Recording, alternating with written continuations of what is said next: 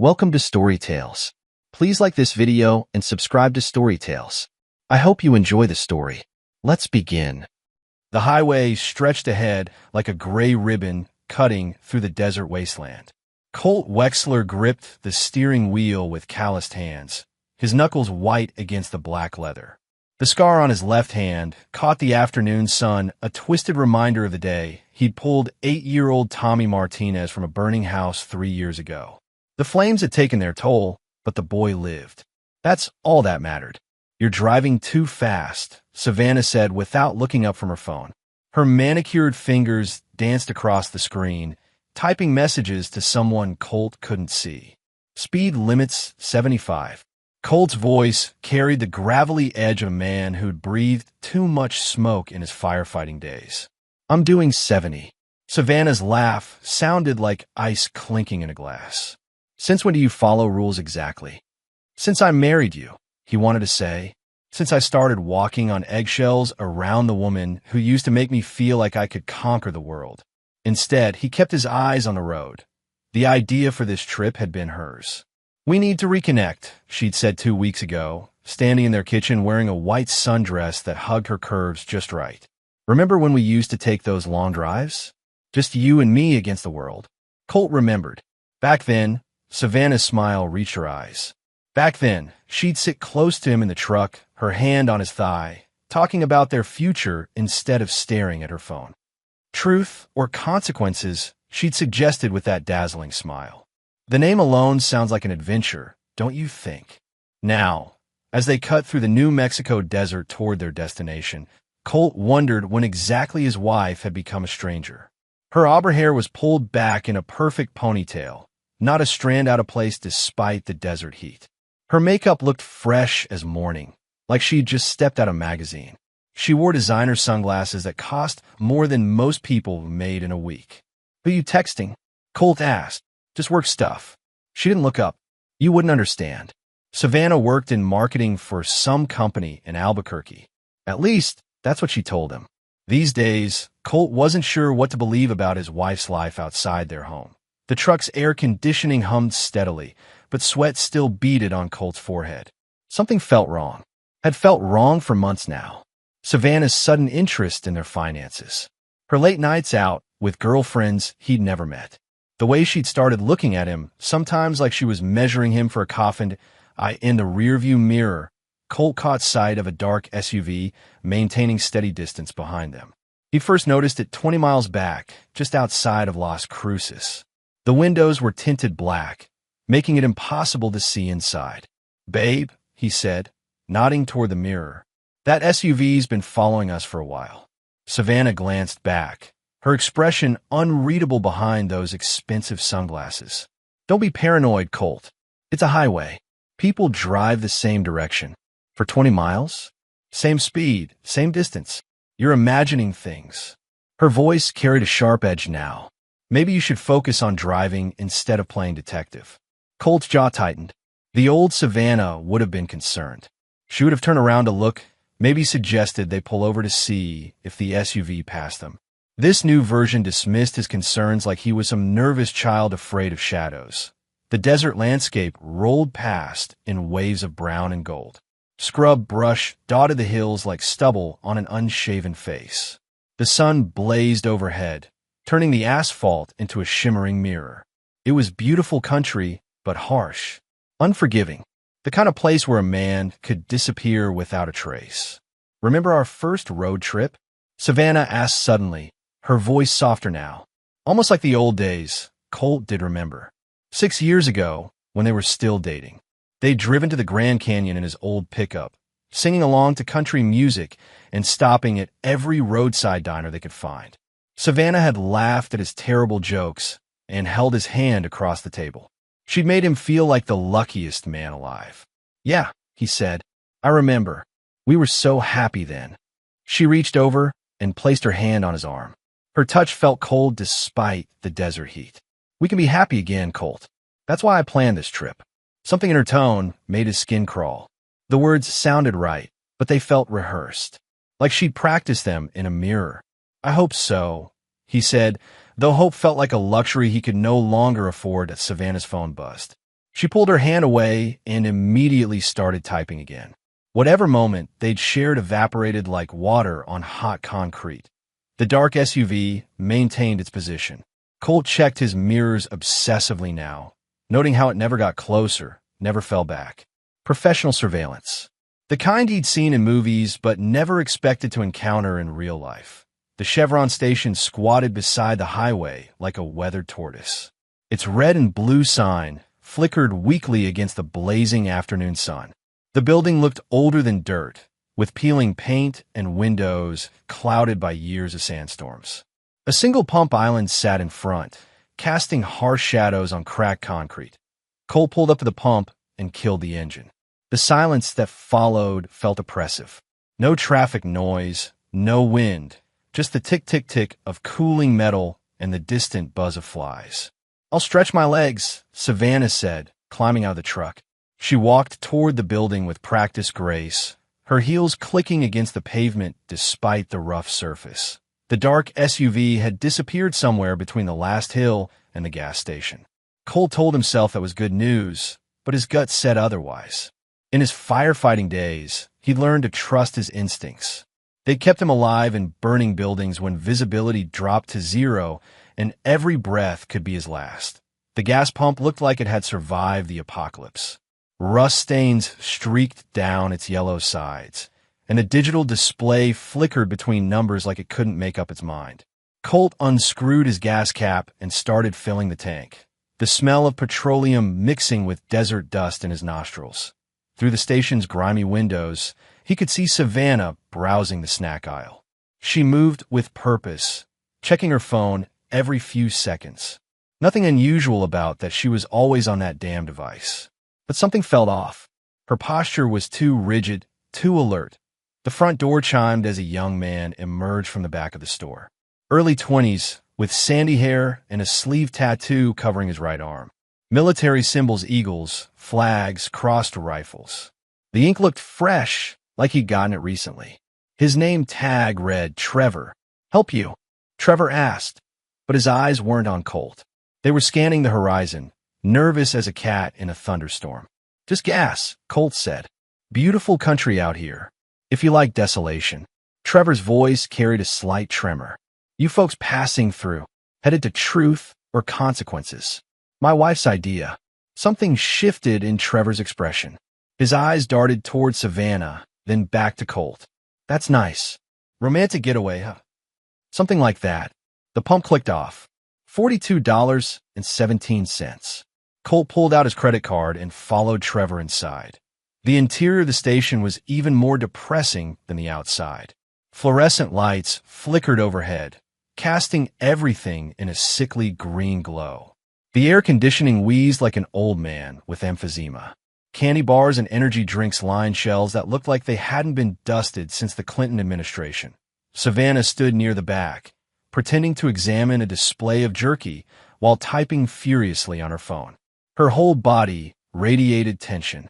"Card readers down," Trevor said when Colt handed over his credit card. "Cash only today." Colt pulled out his wallet. As he counted out the bills, Trevor stepped closer. "Bathroom's out of order too," Trevor said loudly. Then quieter, "But there's one in back if you need it." Their eyes met. Trevor's were pale blue, the color of winter sky. Something urgent flickered there, a message Colt couldn't quite read. "Thanks," Colt said. "I think I will use that bathroom." As he spoke, Trevor's hand brushed against his. Something crinkled between their palms paper. Colt palmed it smoothly, years of manual labor having given him quick, steady hands. "It's through that door," Trevor said, pointing toward the back of the store. "Take your time."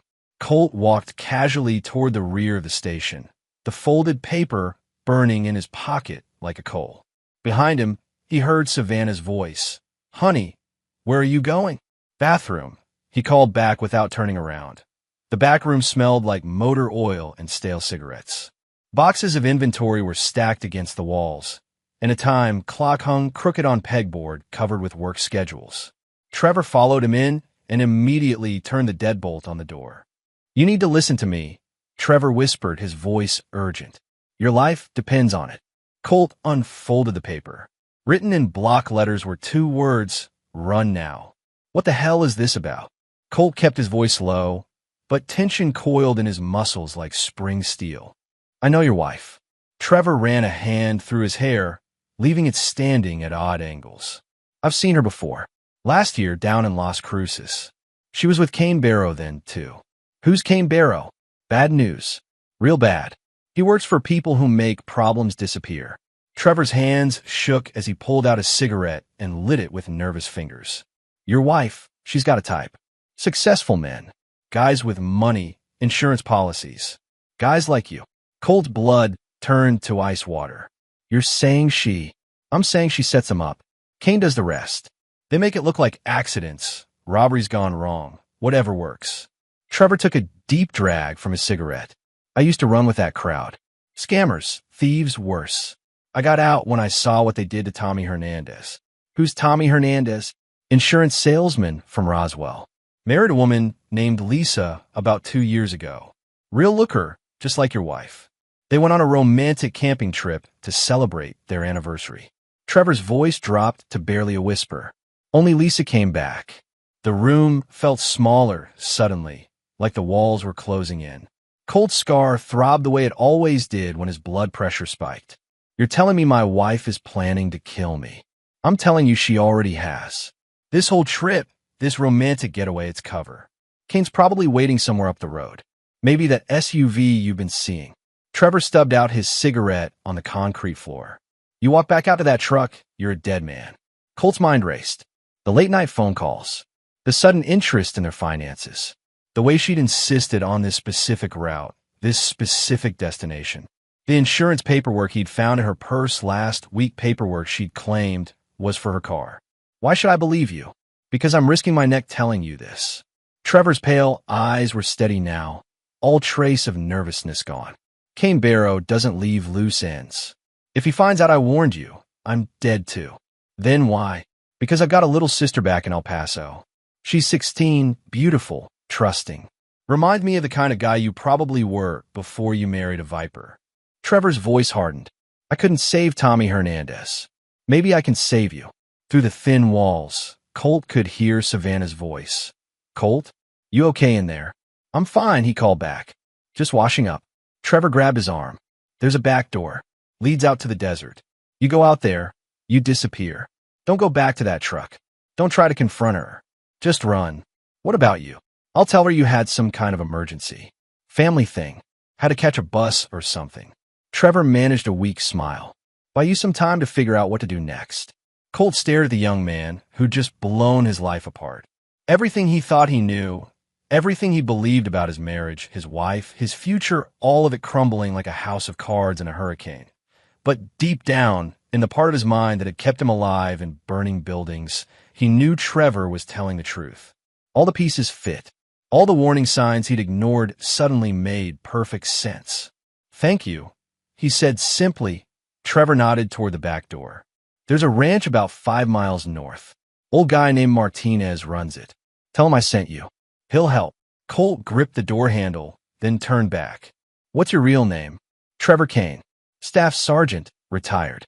2 tours in Afghanistan. He pulled dog tags from under his shirt. I've seen enough good men die. Wasn't about to watch another one walk into an ambush.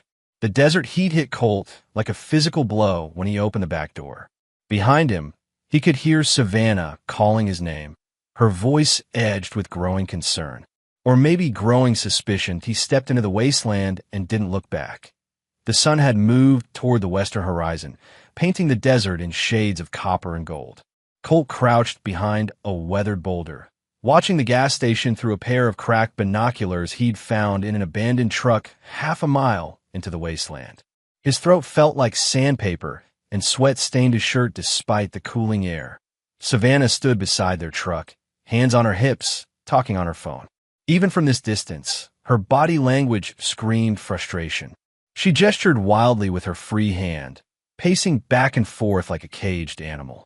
After 10 more minutes, she climbed back into the truck and drove away. She didn't look for him, didn't circle back to check the desert. A woman whose husband had vanished would be frantic, calling the police, organizing search parties. Savannah just left. That told Colt everything he needed to know that he waited another hour until the sun touched the mountains, then made his way to the ranch Trevor had mentioned. The Martinez place was exactly where the young veteran had said. It would be a cluster of weathered buildings surrounded by rusty fencing and stubborn desert plants. An old man sat on the porch, whittling something from a piece of mesquite wood. He looked up as Colt approached, dark eyes sharp despite his age. "You must be the one Trevor called about," the man said. His voice carried the rhythm of someone who'd spent decades speaking both English and Spanish. "I'm Miguel Martinez. Colt Wexler. Trevor said you might help. That boy saved my grandson's life in Afghanistan. I owe him more than I can ever repay." Miguel stood slowly, joints creaking like old leather. "Come inside. You look like hell." The ranch house was simple but comfortable. Miguel's wife, Elena, fussed over Colt like he was her own son, bringing him water, food, and a clean shirt. She didn't ask questions, just murmured in Spanish and shook her head when she saw the haunted look in his eyes. "I need to make a phone call," Colt said after draining his third glass of water. Miguel handed him a cordless phone. "Privacy's yours." Colt dialed his sister's number from memory. Darla answered on the second ring. "Colt? Jesus, what time is it?" "Darla, I need help." Something in his voice must have gotten through to her because her tone shifted immediately. "What's wrong?" "Savannah's trying to kill me." Silence stretched across the phone line. Then, "Son of a bitch. I knew that plastic princess was trouble from day one." Darla Wexler didn't sugarcoat anything. Never had. She was 5 years older than Colt, built like a truck driver, and could outrank most of the cowboys who frequented her diner in Silver City. She'd raised Colt after their parents died in a car wreck when he was 16, working double shifts to keep food on the table and him in school. "Tell me everything," she said. Colt laid out the story of the road trip, the gas station, Trevor's warning. Darla listened without interruption, occasionally grunting her understanding. "Where are you now?" she asked when he finished. "Ranch outside Deming.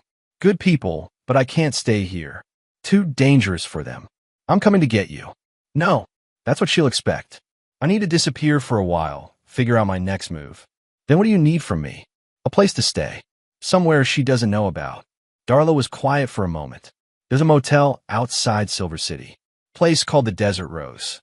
Owner's name is Jimmy Cordova. We go way back. He'll put you up. No questions, no paperwork." "Thanks, sis." "Don't thank me yet. You need to get there first." Her voice hardened. "And Colt? When you're ready to take that bitch down, you call me. I'll help you bury her." After hanging up, Colt sat in Miguel's kitchen and tried to process what his life had become. 12 hours ago, he'd been a married man on a romantic getaway. Now he was a fugitive hiding from his own wife. Miguel appeared in the doorway. "My truck's out back. Keys are in it. You can take it as far as you need to go." "I can't." "Yes, you can. Elena and we've been married 43 years. If I found out she was planning to hurt me..." He shook his head. "A man's got a right to defend himself." Colt stood and shook the old rancher's hand. "How do I repay you?" "Survive. That's payment enough." As darkness fell over the desert, Colt drove Miguel's old Ford pickup toward Silver City. In the rearview mirror, the lights of Deming faded into the distance. Somewhere out there, Savannah was probably telling Canebarrow that their plan had gone sideways. They'd be looking for him now, desperate to clean up their mess. Let them look. Colt Wexler had spent 20 years fighting fires that wanted to kill him. He'd learned patience, strategy, and how to use an enemy's aggression against them. Now it was time to hunt the hunters. The Desert Rose Motel looked like it had been forgotten by time and everyone who'd ever driven past it. The neon sign flickered weakly, missing half its letters. Paint peeled from the single-story building like sunburned skin. But it was perfect for a man who needed to vanish. Jimmy Cordova was older than dirt and twice as tough. He took one look at Colt and handed over a room key without asking for ID or payment. Darla called ahead, Jimmy said, his voice gravelly from decades of cigarettes. "Room 12. Payphone's by the office if you need it." The room smelled like disinfectant and old smoke, but the bed was clean and the air conditioning worked. Colt set his few possessions on the dresser and tried to think like a hunter instead of prey. First, he needed information. Using the pay phone, he called the bank and accessed his account. What he found made his blood run cold. Over the past 3 months, Savannah had withdrawn nearly $15,000 in cash from their joint savings. Small amounts, spread across different ATMs, nothing that would trigger automatic alerts. She'd also booked hotel rooms in 3 different cities all along the route they'd taken to New Mexico. But the worst discovery came when he checked their insurance policy online using the motel's ancient computer. Savannah had increased his life insurance coverage to $2 million just 6 weeks ago. She'd forged his signature on the paperwork. Smart girl, Colt muttered, but not smart enough. His phone buzzed with a text message from an unknown number. Where are you? We need to talk. He deleted it without responding. The next morning, Colt drove to the Jiffy Lube where Ardentine worked. He'd been putting off this conversation for 2 years, but now he needed someone he could trust. Someone who knew how to deal with dangerous people. Arden was under the hood of a pickup truck when he walked into the garage. She wore grease-stained coveralls and had her dark hair pulled back in a practical ponytail. At 39, she was still beautiful in a way that didn't require makeup or designer clothes. Well, hell, she said when she saw him. Colt Wexler, what brings you to my palace? Need to talk, Arden. Privately. Something in his expression made her set down her wrench.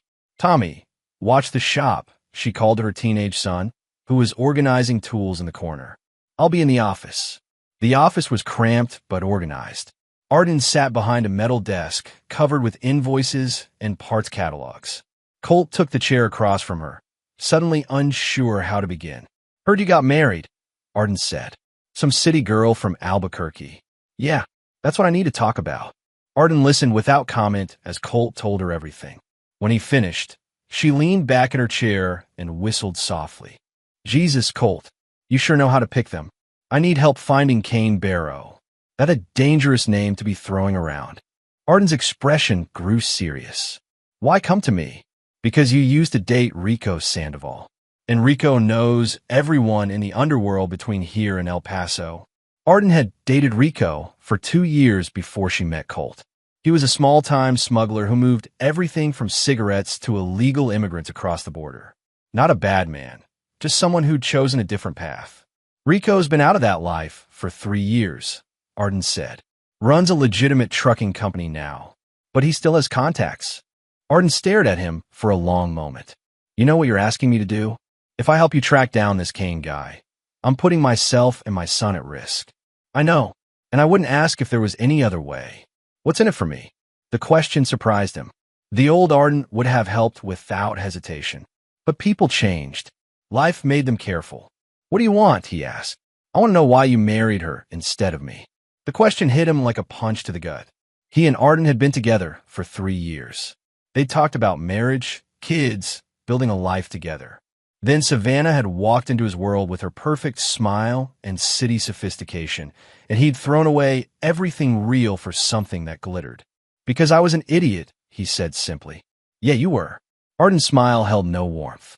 But you're my idiot, and nobody tries to kill someone I care about without going through me first. She picked up her phone and dialed a number from memory. Rico? It's Arden. I need a favor. Rico Sandoval met them at a truck stop outside Las Cruces. He was thicker around the middle than Colt remembered, but his eyes were still sharp as broken glass. They sat in a corner booth, surrounded by the noise of diesel engines and tired truckers grabbing coffee. Kane Barrow, Rico said, shaking his head. That's a name I hoped never to hear again. You know him? Colt asked. Know of him. Works for the Morales family out of Juarez. They've got fingers in everything drugs, human trafficking, murder for hire. Rico sipped his coffee with steady hands. Kane's their fixer. When someone becomes a problem, Kane makes them disappear. How many times has he done this? The husband-killing thing. 3 that I know of for sure. Maybe more. Rico's voice dropped. Always the same pattern.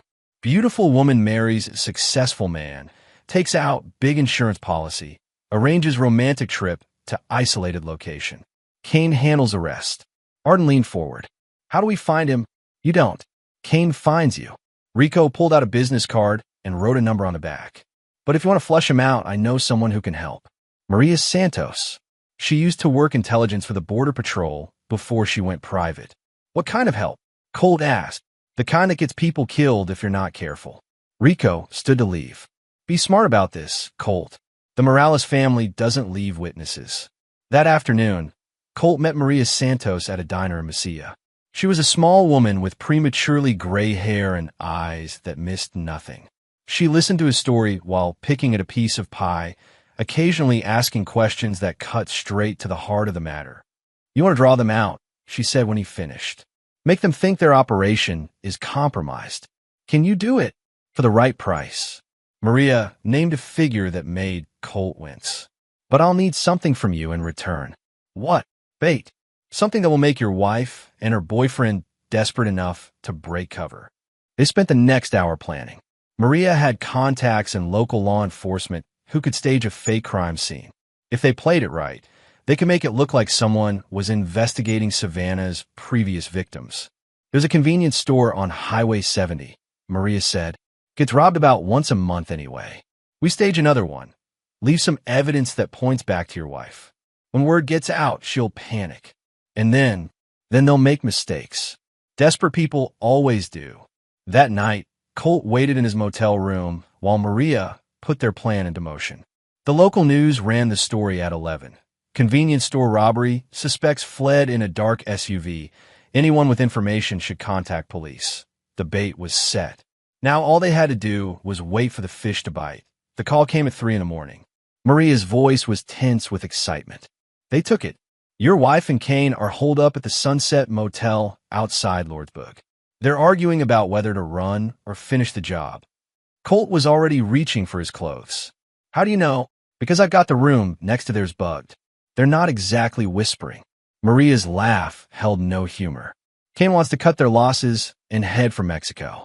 Your wife wants to stay and kill you. What's the plan? There is no plan. I've done my part. What you do next is up to you. The line went dead. Colt stared at the phone, then called Arden. It's time, he said when she answered. 20 minutes later, Arden picked him up at her truck. Darla was waiting in the passenger seat, a hunting rifle across her lap. Nobody messes with my family, Darla said by way of greeting. The drive to Lordsburg took 45 minutes through empty desert. They talked strategy, but Colt's mind kept circling back to the same question. When exactly had his wife decided he needed to die? The Sunset Motel was even more depressing than the Desert Rose. Half the neon letters were burned out, and the parking lot was cracked concrete held together by wishful thinking. A dark SUV sat outside room 14. That's got to be them, Arden whispered. They parked across the street and watched. Through the thin curtains, they could see two figures moving around the room. One was tall and broad-shouldered Kane. The other was unmistakably Savannah. How do you want to play this? Darla asked, checking her rifle. I go in alone, Colt said. You two stay here and watch for trouble. Like hell, Arden said. That's suicide. Maybe, but it's my fight. Colt crossed the street and approached the motel room. The walls were thin enough that he could hear voices inside. Should have killed him at the gas station, a man's voice was saying. Kane, presumably. The plan was perfect, Savannah replied. How was I supposed to know some punk kid would warn him? Plans change. We adapt or we die. I'm not running. Not when we're this close. Colt tested the door handle. Locked, but the wood around the frame was rotten. One good kick would do it. He took a deep breath, thought about all the fires he'd walked in over the years, and kicked the door open. The room exploded into chaos. Kane spun toward the door, his hand moving toward a gun on the nightstand. Savannah screamed and threw herself behind the bed. Colt hit Kane with a tackle that would have made his high school football coach proud. They went down hard, crashing into a cheap dresser and sending a lamp spinning across the floor. Kane was bigger, but Colt had 20 years of hard physical labor and a lifetime of suppressed rage fueling his muscles. You son of a bitch, Kane grunted, throwing a punch that connected with Colt's ribs. You were supposed to be dead. Sorry to disappoint you. Colt grabbed Kane's wrist as the man reached for his gun again. They wrestled across the floor, knocking over furniture and putting holes in the thin walls. Kane was strong, but Colt was desperate. And desperate men fought harder, cut a knee to Kane's solar plexus, doubled him over. Colt followed with an uppercut that snapped the bigger man's head back. Kane collapsed, dazed but conscious. Don't move, Colt said, picking up the fallen gun. Savannah emerged from behind the bed, her perfect hair disheveled for the first time since he'd known her. But her eyes still held that calculating coldness. "Hello, darling," she said, as if they'd just bumped into each other at the grocery store. Colt kept the gun trained on Kane while studying his wife's face. Even now, with her murder plot exposed and her partner unconscious on a motel room floor, Savannah looked like she was working angles. Her eyes darted between the door, the windows, and Colt's hands, calculating odds and escape routes. "You look good, honey," she said, smoothing down her hair. "Desert life agrees with you." "Cut the act, Savannah." "What act?" She sat on the edge of the bed, crossing her legs like they were having a casual conversation. "I've been worried sick about you. When you disappeared from that gas station, I know about Kane. I know about the insurance policy. I know about Tommy Hernandez and the others." Something flickered in her eyes, surprise, maybe, or calculation. "I don't know what you're talking about." Kane groaned and tried to sit up. Colt pressed the gun barrel against his forehead. "Stay down." Darla appeared in the doorway, rifle in hand. "Everything under control. Getting there. Find me some rope or duct tape." While Darla searched the room, Colt pulled out his phone and started recording. "State your name for the camera," he told Savannah. "I'm not saying anything without a lawyer. You married me for my money. You took out a $2 million life insurance policy without my knowledge. You planned to have me killed on this trip." Colt's voice was steady, matter of fact. "Tell me I'm wrong." Savannah's perfect composure finally cracked. "You don't understand the pressure I was under. The debts, the threats." "What debts?" "Gambling debts. I owed money to some very bad people in Las Vegas." Tears started down her cheeks, but Colt wasn't buying the performance. "They said they'd kill me if I didn't pay up. So you decided to kill me instead. It wasn't supposed to be like this. Kane said it would look like an accident. You wouldn't suffer." Kane spat blood onto the carpet. "Shut up, you stupid bitch. Don't call me that." Savannah's mask slipped completely now, revealing the vicious creature underneath. "This is your fault. You said the plan was foolproof." Darla returned with a roll of duct tape. "Found this in their SUV, along with some other interesting items." She held up a shovel, a tarp, and a container of lye. "Kane's cleanup kit. Planning to dissolve me?" Colt asked. Kane just glared at him with pure hatred. Colt continued recording while Darla tied up Kane and Savannah. His wife kept talking, trying to justify her actions, blaming everyone but herself. Kane stayed silent, professional to the end.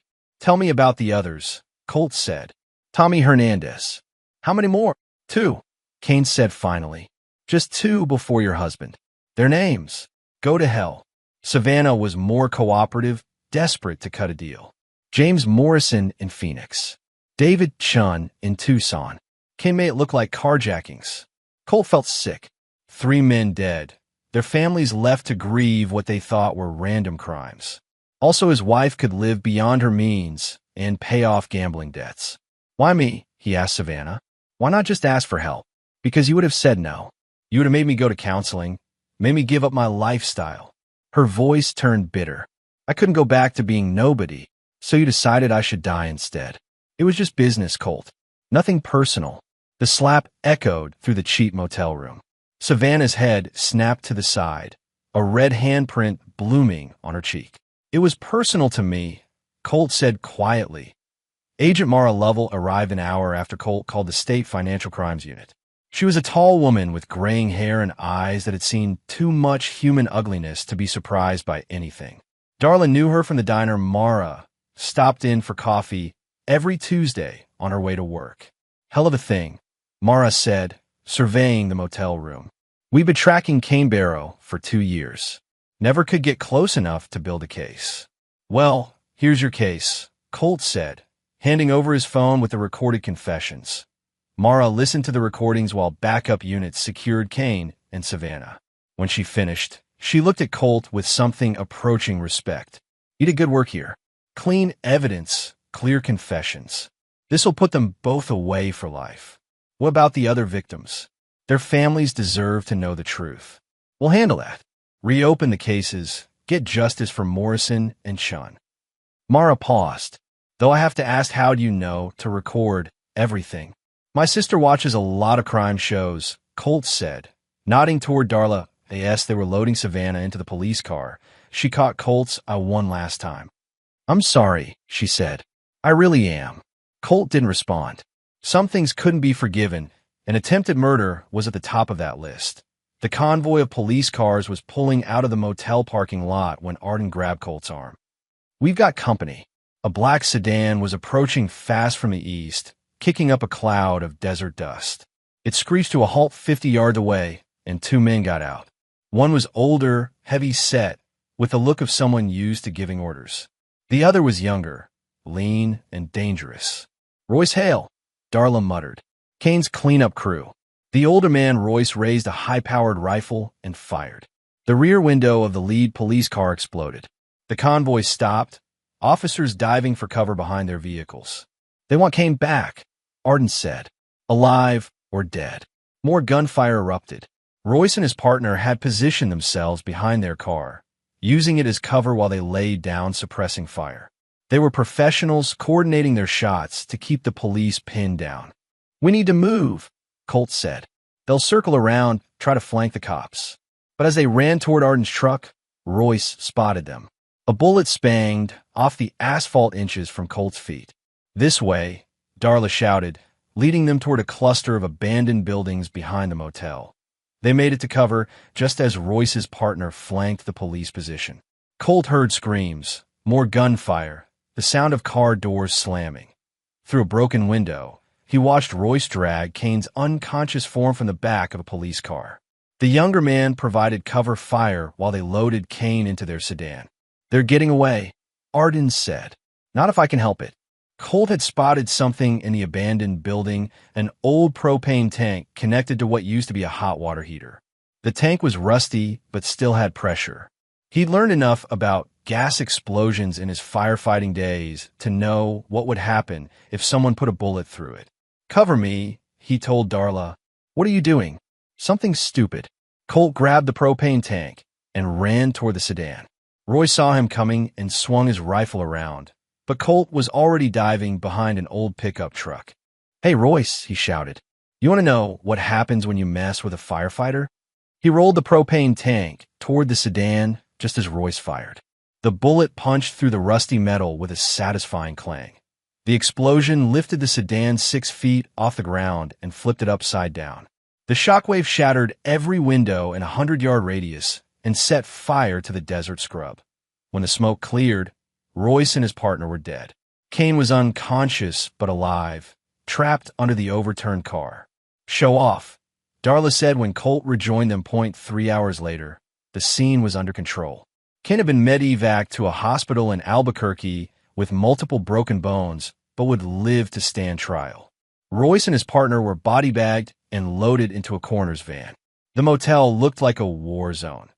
Agent Lovell found Colt sitting on the tailgate of Arden's truck, drinking water and trying to process everything that had happened. "Hell of a day," she said, settling beside him. "Yeah, I got some good news. We found Kane's files in that sedan. Names, dates, bank records. This thing goes deeper than we thought. We're looking at a dozen murders across 3 states. Colt nodded, but didn't feel like celebrating. 12 families had lost someone they loved because of greed and calculation. Justice wouldn't bring those people back. What happens to Savannah? Life without parole? If the prosecutor has his way, she'll never see the outside of a prison cell again. Lovell studied his face. "You okay with that?" "I'm okay with whatever the law decides." "No thoughts of revenge?" "Most men in your situation would want blood." Colt considered the question. He'd spent the last week consumed with rage, plotting ways to hurt the woman who'd betrayed him. But now, seeing her led away in handcuffs, he felt mostly empty. Tired. "Revenge is just anger with a plan," he said finally. "I'm done being angry." Lovell nodded and walked away, leaving Colt alone with his thoughts. Arden approached as the sun was setting, painting the desert in shades of gold and crimson. "So what now?" she asked. "Now I figure out how to build a life from scratch. Any ideas where to start?" Colt looked at the woman who'd risked everything to help him, then at his sister loading her rifle back into its case. These were the people who mattered. These were the relationships worth saving. "Yeah," he said. I've got some ideas. The sign above the shop door read, Wexler Steelworks, in bold letters. Below it, in smaller script, custom fabrication and repair. Cole stood back to admire their work, his, Arden's, and her son Tommy's. The building had been a wreck when they bought it 6 months ago, but they transformed it into something functional and beautiful. Not bad for a bunch of desert rats, Arden said, wiping grease from her hands with a shop rag. Business was good. Better than good, actually. Word had gotten around that Wexler Steelworks did quality work at fair prices, and Colt's firefighting reputation had opened doors in the community. They had contracts with 3 ranches, the county road department, and a mining company in Silver City.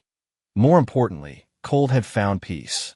Not happiness exactly that would take time, but a sense of purpose that had been missing from his life for years. That Darla's Diner was thriving too.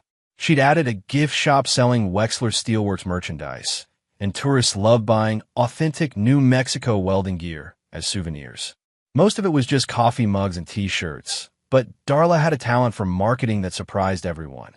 The legal proceedings had wrapped up 6 months ago. Savannah received life without parole for conspiracy to commit murder.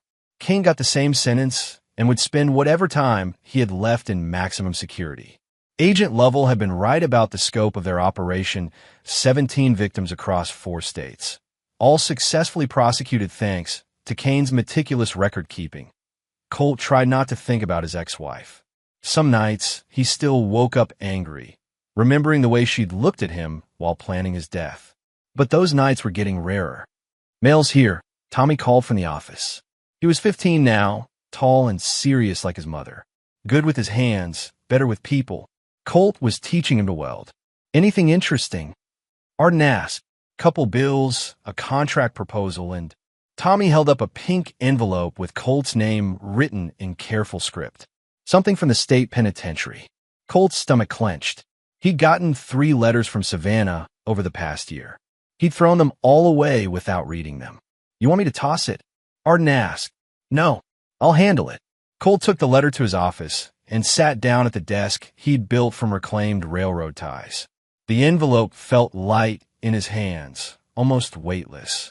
Inside was a single sheet of prison stationery covered in Savannah's familiar handwriting. Dear Colt, it began. I know you probably won't read this, but I had to try one more time.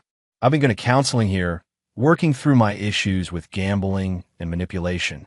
I think I understand now why I did what I did, and I'm genuinely sorry for the pain I caused you. I know I don't deserve forgiveness. I know what I did was unforgivable, but I want you to know that I think about you every day, and I miss the man you were before I destroyed everything. I hope you found happiness. I hope you found someone who deserves the good man I was too blind to appreciate. With love and regret, Savannah P.S. I miss the old you. Colt read the letter twice, then carried it to the workshop. Arden and Tommy were bent over a welding project, sparks flying as they worked. The sight made him smile. This was his life now, real work, real relationships, real trust that he walked to the forge where they heated metal for shaping. The fire burned hot and bright, hungry for fuel. Colt fed Savannah's letter to the flames and watched it curl into ash. He doesn't exist anymore, he said quietly.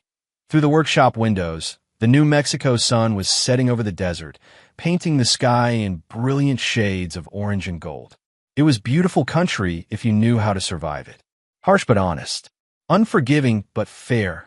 Colt Wexler had learned to survive it. More than that, he'd learned to thrive.